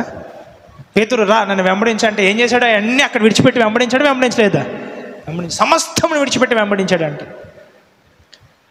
అయితే అటువంటి సమస్తమును విడిచిపెట్టి, లేదా చూడండి, సమస్తమును దేవుడి కోసం త్యాగంగా ఎంచుకొని సిద్ధపడ్డ వాళ్ళ జీవితం ఎలాగుంటుందంటే 29వ వచనం, ఆయన దేవుని రాజ్యం నిమిత్తమై ఇంటినైనను, భార్యనైనను, అన్నదమ్ములనైనను, తల్లిదండ్రులనైనను, పిల్లలనైనను విడిచిపెట్టిన వాడు ఎవడును ఇహమందు చాలా రెట్లను, అంటే ఈ లోకంలో కూడా నీకు ఎన్ని రెట్లు కలుగుతుందంట? చాలా రెట్లు. చాలామంది అంటారన్నమాట, మనం యేసుక్రీస్తుని నమ్ముకొని గొప్ప సేవ చేసిన, యేసుక్రీస్తుని నమ్ముకొని ఈ లోకమందు శ్రమపడ్డా, కష్టపడ్డా దేవుడు మనకు ఫలితము పరలోకమైన తర్వాత ఇస్తాడండి, మనకు బహుమానాలనే అంటారు. లేదు లేదు, ఈహలోకమందు కూడా నువ్వు చాలా రెట్లు పొందుకోవచ్చు. నువ్వు దేవుడి కోసం చేసిన త్యాగము, నువ్వు దేవుడి కోసం ఇచ్చిన రూపాయి, నువ్వు దేవుడి కోసం కష్టపడ్డటువంటి, అంటే నీ యొక్క భాగంలో తీసినటువంటి దశమ భాగం, ఇవన్నీ కష్టపడి నువ్వు సాక్రిఫైస్గా దేవుడికి ఇస్తున్నావు కాబట్టి ఈ లోకమందు నువ్వు చాలా రెట్లు పొందుకోవచ్చు. చాలామంది హెవెన్ హెవెన్ అంటారు అన్నమాట. ఏమనంటే పరలోకం పరలోకం అంటారు. లేదు, మన దేవుడు పరలోకమందు దేవుడే, భూమి యందు దేవుడే. భూమి ఆకాశంను సృష్టించిన సృష్టికర్త. ఆకాశం నా సింహాసనము, భూమి నా పాదపీఠము. భూమి దాని అందరున్న సమస్తం ఎవరే అంటాడు దేవుడు? నావే. అంటే ఈ దేవుడిని వెంబడించినందుకు కేవలం పరలోకం ఒకటేనా? నిత్యజీవం ఒకటేనా? ఈ లోకమందు కూడా మీకు చాలా రెట్ల ఆశీర్వాదం కలుగును గాక. చదవండి, ఇహలోకమందు చాలా రెట్లను, మళ్ళీ ఏంటి? పరమందు నిత్య జీవమును. పరలోకమందు మీకు ఏం కలుగుతుంది? నిత్య జీవము పొందకపోవడం నిశ్చయంగా మీతో చెప్పుచున్నాను.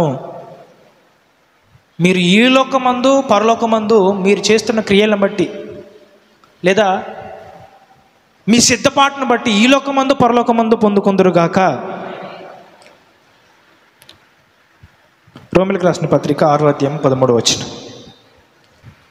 మరియు మీ అవయములను దుర్నీతి సాధనములుగా పాపమునకు అప్పగింపకుడి, అయితే మృతులలో నుండి సజీవులమనుకుని మిమ్మల్ని మీరే దేవునికి అప్పగించుకొనుడి.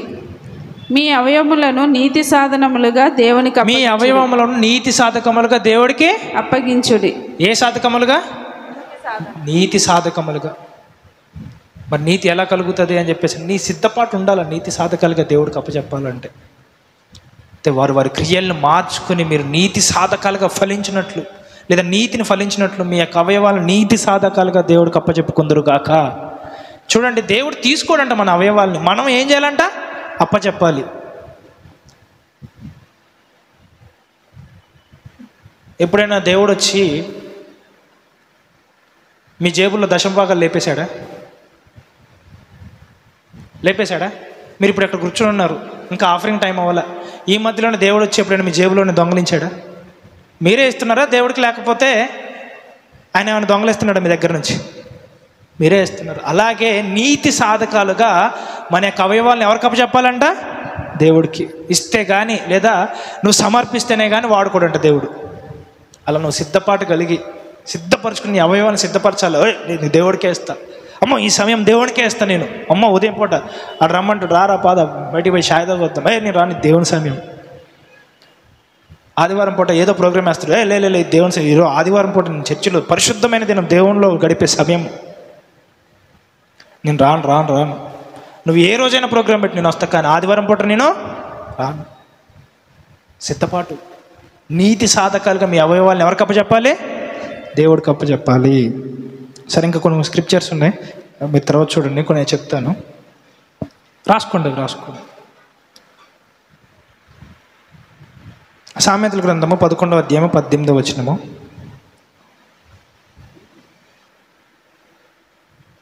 ఇర్మియా గ్రంథము 12వ అధ్యాయము 13వ వచనము. రోమిలకు రాసిన పత్రిక 8వ అధ్యాయము 13వ వచనము. యాకోబు రాసిన పత్రిక 3వ అధ్యాయము 18వ వచనము. మత్తయి సువార్త 24వ అధ్యాయం 13వ వచనము.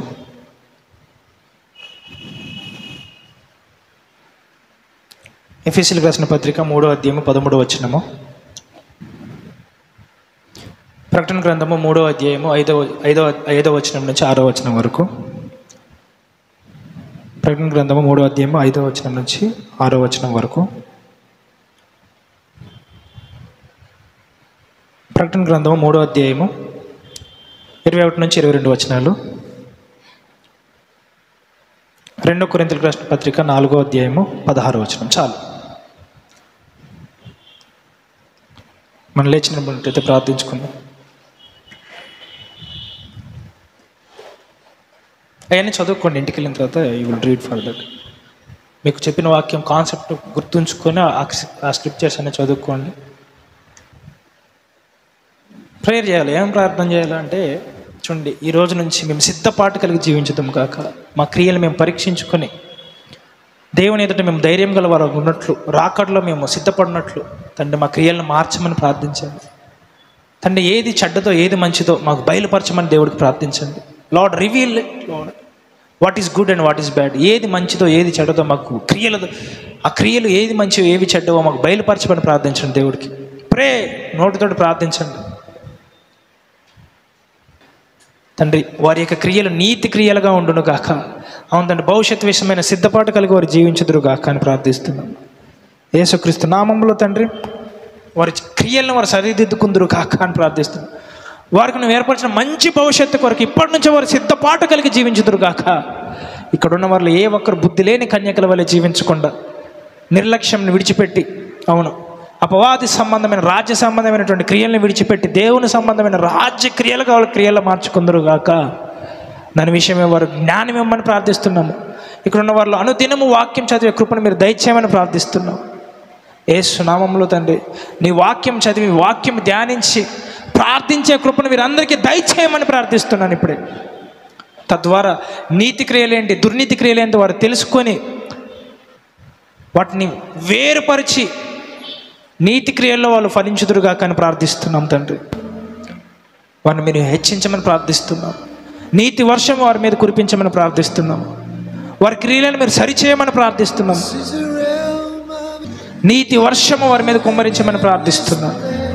నీతి వర్షము వారి మీద కుమ్మరింపబడును గాక. దేవుని యొక్క నీతిలో వారు మంచి ఫలములు ఫలించుదురు గాక. వారు మహిమ నుంచి అధిక మహిమకు హెచ్చింపబడుదురు గాక. వారి జీవితంలో కృప వెంబడి కృప విడుదలవును గాక.